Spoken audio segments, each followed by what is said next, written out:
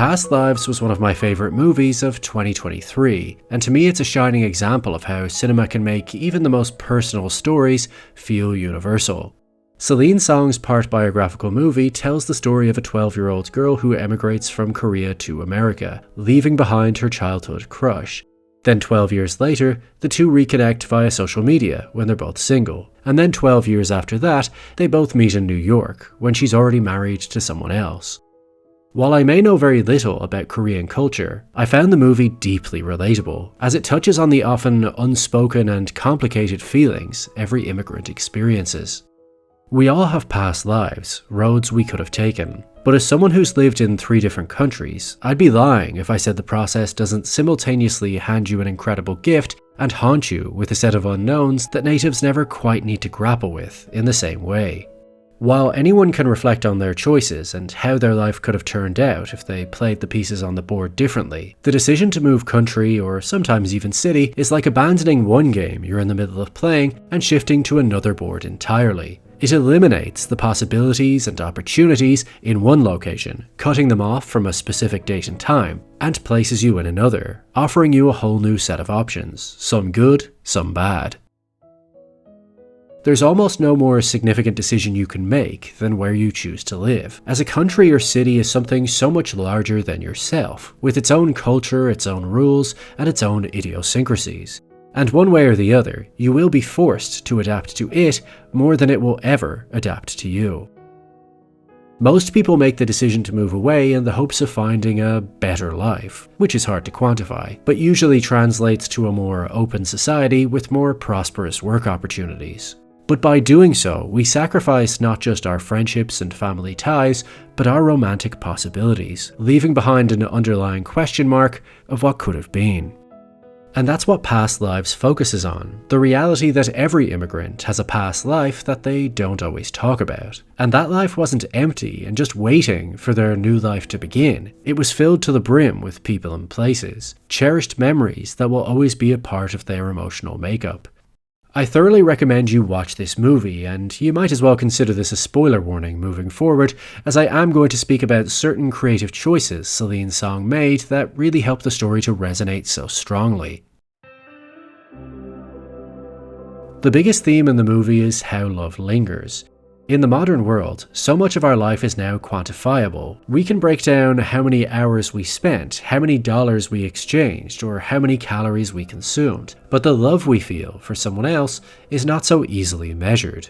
We get to make so many decisions in life, but something we don't appear to choose is how someone makes us feel. Maybe it's the time in our lives that we first met. Maybe it's the characteristics we share, or perhaps even how our differences just naturally complement one another.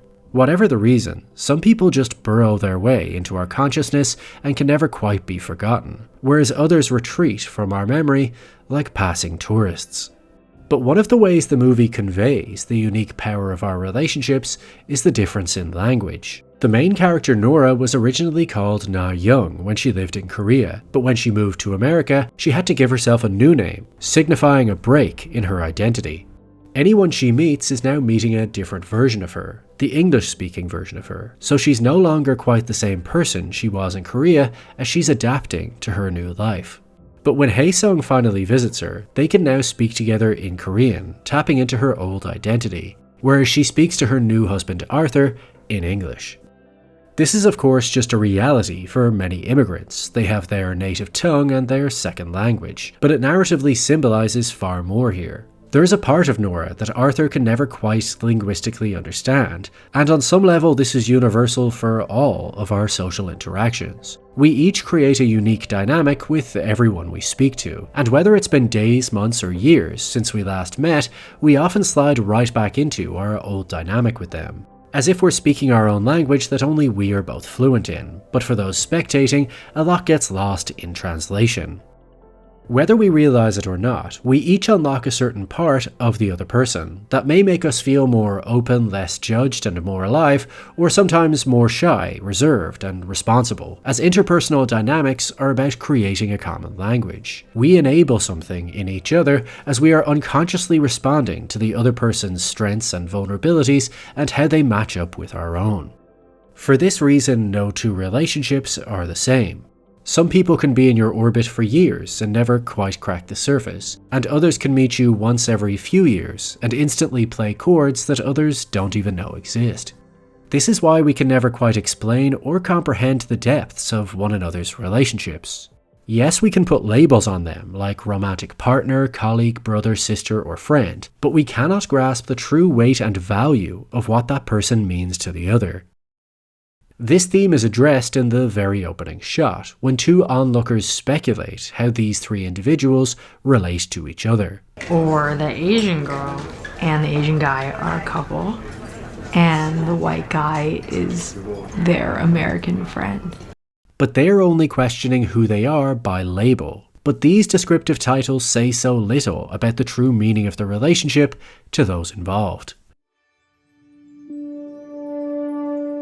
For Hae Sung, Na Young is his first love, but he values her more than anyone else he's ever met, as she's the one who got away, the one person he keeps losing for reasons outside of his control. She's initially stolen from him by her parents and moved to another country. Then 12 years later, when they began a quasi-long-distance relationship, Nora breaks his heart all over again, as their connection is proving to be an unhealthy distraction from her goals. There's always something in the way that doesn't let their story end normally. Given he never moved from his home country, the only missing piece of his life is the one girl who left. This agonizing internal question mark continues all the way to age 36, and by that point he develops a level of shame about his lingering feelings for her. So much so that he hides the purpose of his trip to New York from even his closest friends, as he knows it's socially unacceptable and unhealthy to still care this much. This lingering love he has for her must reside somewhere secretly inside of him. It's not for public consumption, making it feel even more important as it's something only he understands. Whereas Nora has always been a strong adapter, after she was forced to leave her home country, she evolved into her new identity, someone who has always been driven by goals, looking for the next big dream to capture her attention. But somewhere deep inside, like any immigrant, sometimes she quietly questions where she truly belongs. Is it the place she was born and raised, the place most of her people stayed, where they speak the same language and share the same culture, or is it New York City, where she's built a new life and can at least try to fulfill her creative ambitions? She believes she's moved on because her whole life necessitated moving on. But sometimes moving on can feel like running away. And when Hae Sung arrives, like a character from an old dream or even an alternative reality, it reintroduces her to all the questions and complicated feelings she's buried under the weight of her new identity. What if she's not living the life she's meant to be living? Hae Sung symbolizes a ticket out of here, to go back to the country she never fully chose to leave, the place she worries she might truly belong, but is still denying to herself.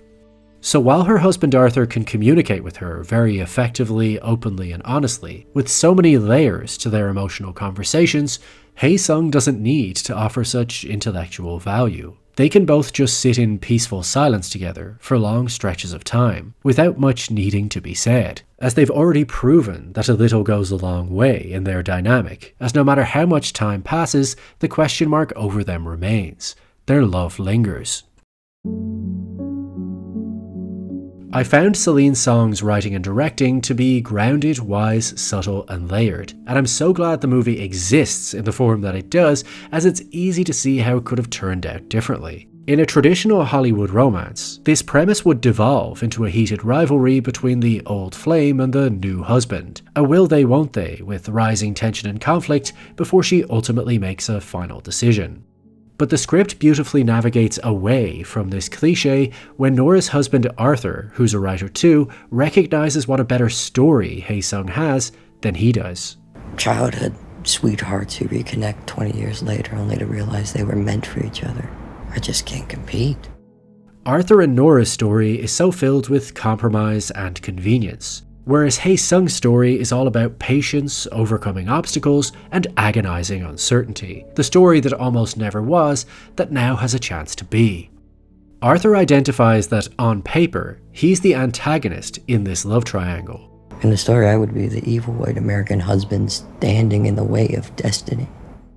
Which is true, As viewers, we want Hae-sung and Nora to be together, because it makes for a better story. We've seen his heartache, his longing, his sacrifice, and just like if our close friend wanted the same thing, we would naturally show our support by turning on the target's current partner, dismissing them as unworthy. But Song's script captures an uncomfortable truth, that Arthur is actually a great guy. He isn't perfect, he's not rich, tall, dark, or traditionally handsome, but he is a good man who did nothing wrong. He's lived his life just as honestly as anyone else. He met a single woman, fell for her, moved in with her, and then married her a little early to help her with her green card. He doesn't deserve to lose his wife just because someone else has loved her for longer from further away.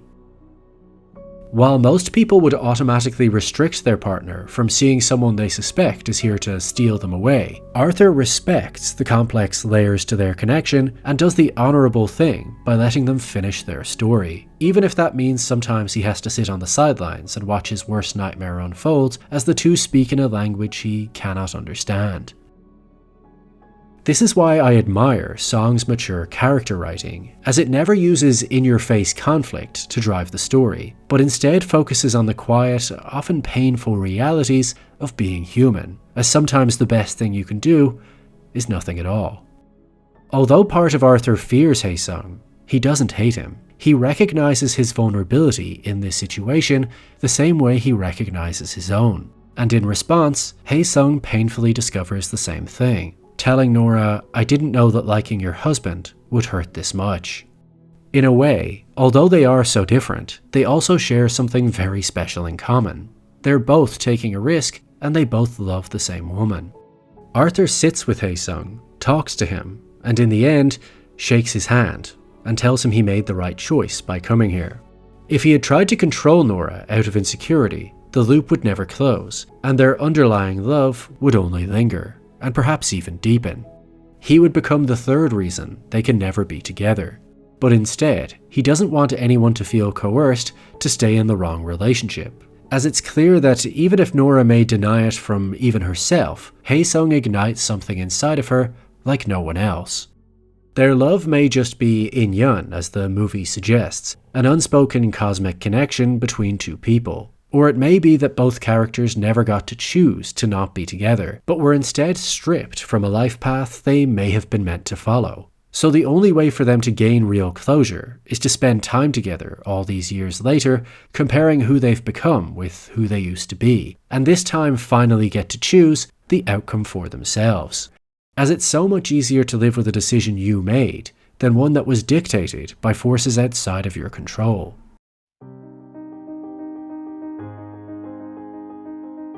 Past Lives is a simultaneously heartwarming and heartbreaking story about what could have been. It's a quiet, tender, and honest piece of filmmaking that doesn't shy away from the existential crises that the process of immigration can cause, as it can sometimes feel as if you've lived multiple different lives in one. But it's really a testament to the power of human connection and how love lingers. As with some people, no matter how much time passes or how things may change, just hearing their name can pique your curiosity in a way no one else's quite can, and reactivate a whole host of feelings and memories that have been lying dormant. Because whether it's a friend or lover, you don't have to be with someone forever to always care about them. Over our lifetimes, so many of us will never even meet.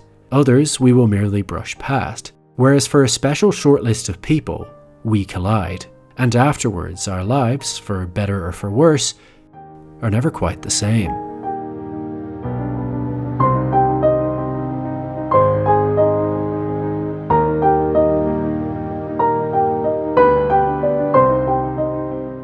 Well, if you've made it this far, firstly, thank you for watching, but if you could now give the video a like, possibly even leave a comment and click on that subscribe button, it will encourage that mysterious algorithm to do its thing.